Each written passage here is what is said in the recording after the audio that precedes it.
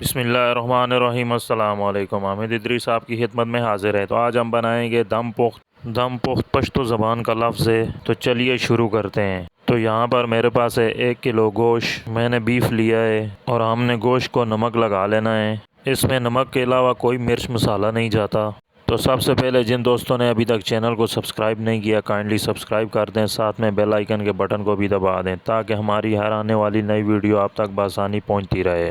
तो बढ़ते हैं रेसिपी की तरफ। आज हम दम पोख्त मट्टी की हांडी में बनाएंगे। दम पोख्त बनाने के लिए सबसे पहले चर्बी को लिया जाता है। आप जिस बर्तन में बना रहे हैं उसके नीचे चर्बी लगाई जाती है और इसके बाद आलू की तह लगा दी जाती है। आप अपनी मर्ज़ी के साथ जितने आलू चाहें आप डाल सकते हैं इसमें। तो इसके बाद हमने ऐड करने हैं प्याज। मैंने प्याज को मोटा मोटा काट लिया है। अब हम इसके बाद ऐड करेंगे अदरक का छोटा सा टुकड़ा, जिसको मैंने स्लाइस की शक्ल में काट लिया है। और इसके बाद मैंने लिए हैं 2 गड्डियाँ लहसुन की। और इसके बाद हमने इसमें डाल देना है गोश्त। साथ ही वीडियो को लाइक कर दिया करें और अपने अजीज़ व अकारिब में शेयर कर दिया करें। यह आपकी तरफ से हमारे लिए प्यार होता है, मोहब्बत का इजहार होता है। तो फाइनली हमारे गोश्त की तह लग गई और अब हमने इसमें सब्ज़ मिर्च ऐड कर देनी है। सब्ज़ मिर्च ऐड करने के बाद अब हमने इसमें मोटे मोटे काट कर टमाटर ऐड कर देने हैं। मैंने 1 अदद टमाटर इसमें ऐड कर दिया है। टमाटर ऐड करने के बाद अब हमने इसके ऊपर थोड़ा सा नमक डाल देना है।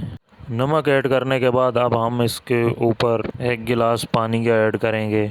क्योंकि हमारे पास चर्बी कम थी तो हम इसमें ऐड करेंगे ऑयल या घी। मैं इसमें हाफ़ कप घी का ऐड कर रहा हूँ, याद रहे, और इसमें कोई भी मसाला नहीं जाएगा। तो इसके बाद हम इसमें ऐड करेंगे थोड़ा सा लेमन जूस। तो अब सारे हमारे इंग्रेडिएंट्स पूरे हो गए हैं। तो बढ़ते हैं नेक्स्ट प्रोसेस की तरफ। तो हमने नॉर्मल आटा ले लिया है गूंदा हुआ और इसको हमने हांडी के ऊपर कोनों में लगा देना है। सारे कोनों को अच्छी तरह कवर करने के बाद हमने हांडी का कवर को उल्टा इसके ऊपर रख देना है। इससे ये होगा कि हमारी हांडी को अच्छी तरह दम लगेगा और हमारा गोश्त बहुत ही अच्छी तरह पकेगा। तो अब हमारी हांडी चूल्हे पे जाने के लिए रेडी हो चुकी है। तो यहाँ पर हम देसी चूल्हा इसमें इस्तेमाल करेंगे। तो हमने चूल्हे में आग जला ली और हम इसको हल्की आंच पर पकाएंगे तकरीबन 3 घंटों के लिए। तो साथ ही जिन दोस्तों ने अभी तक चैनल को सब्सक्राइब नहीं किया, काइंडली सब्सक्राइब कर दें, साथ में बेल आइकन के बटन को भी दबा दें ताकि हमारी हर आने वाली नई वीडियो आप तक बआसानी पहुंचती रहे।